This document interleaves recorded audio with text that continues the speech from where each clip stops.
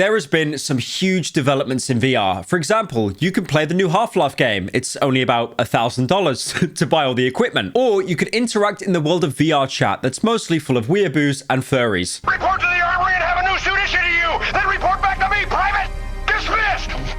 But despite all the advancements of AI, you know what people haven't actually been talking about? A VR headset that can kill you. That is right, there is a VR headset out there that actually exists that if you die in a video game, it kills you in real life. It is wild. Now, I'd like to give an example of some of the horrific implications this could have. For example, in 6 Siege, someone spawn peeks you, kills you. You're playing CSGO, someone AWPs you when you're rushing B. That's it. That's it. You're on the Disney Express Pass to heaven. The thing is, the guy that made this headset that kills you when you die, apparently he's perfected the technology to kill someone, but he doesn't actually know how to program the software to recognize when you die in a video game. The software apparently gets confused. So you could desync from a game because your internet drops because of like Comcast or Sky Broadband, and then you get killed for it. Now, the guy that created this, he said he got the idea from Sword Art Online. Of course, it's from an anime. Honestly, I just think he got the idea from The Matrix, because in The Matrix, if you die in there, you die in real life. But I just think he wanted to somehow shoehorn his favorite anime in there. Oh, did you guys see this, by the way? Hang on. Someone created a VR headset that actually kills you if you die.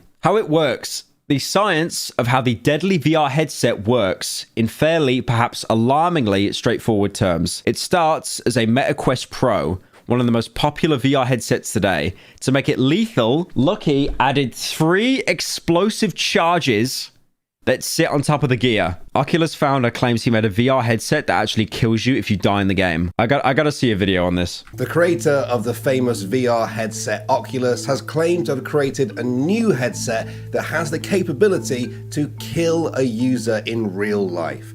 This story is surprisingly real. For those who don't know him, meet Palmer Luckey, the 30-year-old creator of the Oculus platform, which produces VR headsets and was bought by Facebook, now Meta, in 2014. In 2017, Luckey... I thought it was John Carmack that made the Oculus, though. Or did he just buy it? He resigned from id to work full-time at Oculus. Oh, he didn't work... Okay, he just worked for them. He didn't actually... Okay.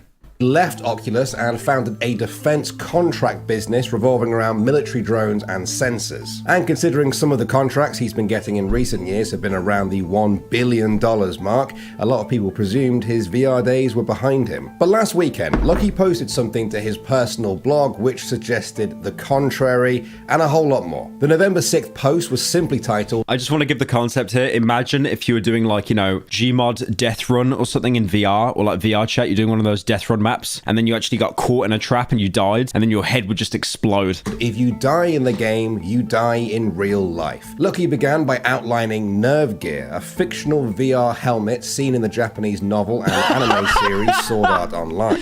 Of course it's based on an anime. In this series, a mad scientist uses the headset to trap thousands of players in the game, which could only be escaped by completing it. If they ran out of HP in the game, or their headset was tampered with in the real world, their brains would be blasted with microwaves and they would die. Now, that sounds like... I like how, you know, in The Matrix, which is probably much more popular, if you died in The Matrix, you died in real life. They could have just made that comparison, but no, of course it had to be anime. A very grim fantasy.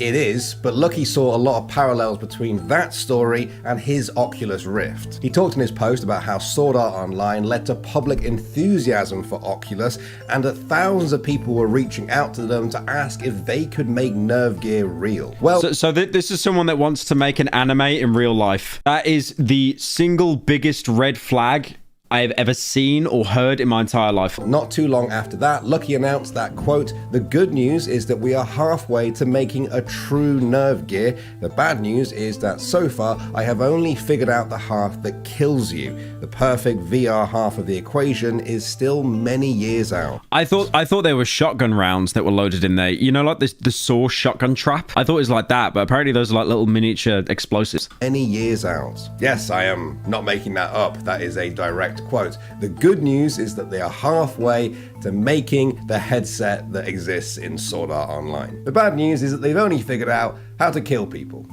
So, yeah, halfway there. Now, to be honest, I don't know this guy too well. I haven't really seen too many interviews with him. Depending on his sense of humor, he's just upset he got kicked from Oculus. This could be a sort of funny, tongue-in-cheek comment, a bit of a throwaway line, or Well, it could be a lot more disturbing than that. Now, you might be very quick to dismiss all of this if you hadn't read another section of the post where Lucky outlines his personal reasons for engaging with this project. Lucky said, quote, Based on an anime? That sounds based. That's the equivalent of like keeping animals locked up in your basement and then just saying, well, they did it in Pokemon. The idea of tying your real life to your virtual avatar has always fascinated me. You instantly raise the stakes to the maximum level and force people to fundamentally rethink how they interact with the virtual world and the players inside it. Pumped up graphics make a game look real, but only the threat of serious consequences can make a game feel real to you and every other person in the game. Okay, whoever wrote that, that's the kind of guy that gets paid money to like, you know, write reviews for video games that are dog shit. This is just a VR headset that blows your head off, right? It kills you. And he's talking about how it's pushing the stakes and the fundamentalism of like the human experience. Did Peter Molyneux write this, man? Please, someone in chat tell me if Peter Molyneux wrote this, because this is very Peter Molyneux-esque. It is just, the bullshit meter is going through the roof. This is an area of video game mechanics that has never been explored, despite the long history of real-world sports revolving around similar stakes. I think at the core of that explanation is serious consequences and stakes. Lucky believes that maximum enjoyment from a game comes from maximum reality, and maximum reality can only truly be achieved when facing real danger while playing. Of course, dude, if you want to live life to the edge, just have a danger wank. I don't understand why you need like a headset strapped to your head with like bombs. This raises the question of when a VR experience stops being a game for fun and becomes a genuine fight for survival. He makes the comparison to real-world sports having similar stakes, but in the real world, athletes don't go into... What's a danger wank? It's when you're like jacking off and then you'd call like one of your parents into the room or something, or like you'd jack off and then like you don't have the door closed properly or the door locked. It's a dangerous game. It's a dangerous game. I saw it in a KSI video like 10 years ago. Games having genuine expectations of death as a result of failure. Now, to be fair, perhaps Lucky is talking here about his headsets having the potential to kill, just like sports have the potential to, but that the vast majority of player experiences with this headset won't result in death. At least that's what I think. But before we dive too far down the ethics rabbit hole there, I imagine a lot of you guys are thinking at this point in the video, how exactly is this thing supposed to kill a person? In Sword Art Online, the nerve gear used microwaves... Is that... Oh, I thought that was her ass, but it's her shoulder. I had to go outside more, man. ...emitted at lethal levels, which was hidden from everyone in the project except the mad scientist. Now, Lucky said that although he is pretty smart, he couldn't come up with a way to make that work, but said that, quote, "In lieu of this, I used 3 of the explosive charge modules I usually use for a different project, tying them to a narrow band photosensor that can detect when the screen flashes red at specific frequency, making game over integration on the part of the developer very easy. When an appropriate game over screen is displayed, the charges fire, instantly destroying the brain of the user. That, like the nerve gear, will make it impossible to remove or destroy the headset. Even so, there are a huge variety of failures that could occur and kill the user at the wrong time. This is why I have not worked up the balls to actually use it myself, and also why I am convinced that... Can you imagine if someone purposely went into a overpowered area and let the character die as like a makeshift bomb to scare people? It'd be a great way to take out as many targets as possible, right? Just give the headset to like a kid that's like, you know, really shit at video games and be like, okay, if you don't get this victory royale in Fortnite, the device is going to explode. And then he'll get like 3 kills, then get bodies, and then blow everyone up. Like in Sword Art Online, the final triggering should really be tied to a high-intelligence agent that can readily determine if conditions for termination... Why are we talking about this like it's going to be deployed? He did this for a meme. Why are we talking about like having a high-intelligence agent who can like dictate, yeah, does he get his head blown off? I don't know. Maybe we should ask him. ...are actually correct. Yeah, that's I just really hope we get a Mr. Beast video on this, because Mr. Beast on Twitter said he's like hyping up a new video. He said like, I've got a new video and it's going to be my best ever. I know what that video is, by the way. It's going to turn some heads. It's really going to turn some heads, that video. It's a lot to take in. That is a lot to take in. This is like the second or third time I've read this, and one thing I'm just noticing now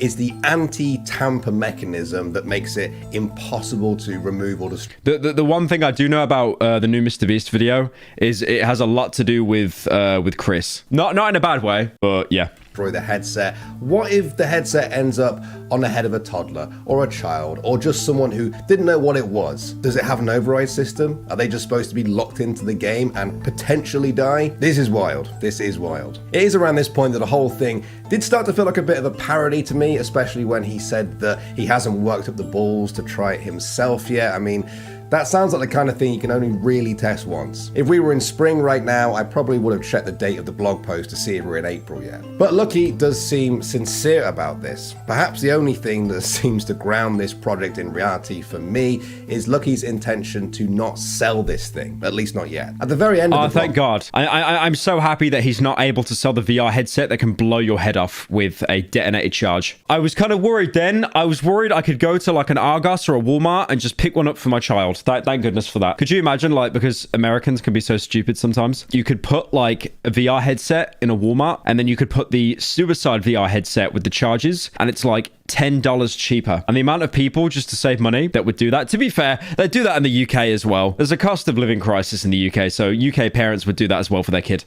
He refers to it as just a piece of office art and a thought-provoking reminder of unexplored avenues in game design. He also added that as far as he knows, it's the first non-fiction example of a VR headset that can kill a user, but that it won't be the last. So even if this device never leaves Lucky's office shelf, he believes that there is a future in it, whether it's he or someone else. There's no future in it, bro. There's no there is no future in it. What are you on about? It's a VR headset that kills you. Like, if Rainbow Six Siege goes into VR, maybe I could understand it. Believe me, when you lose a ranked game because you solo queue and your team are just full of fucking morons, I would put on that headset. I've been there sometimes because of Six Siege. Else that takes it up. Now, I don't really want to state the obvious here or burst the bubble, but I'm sure many of you guys have had a similar thought already.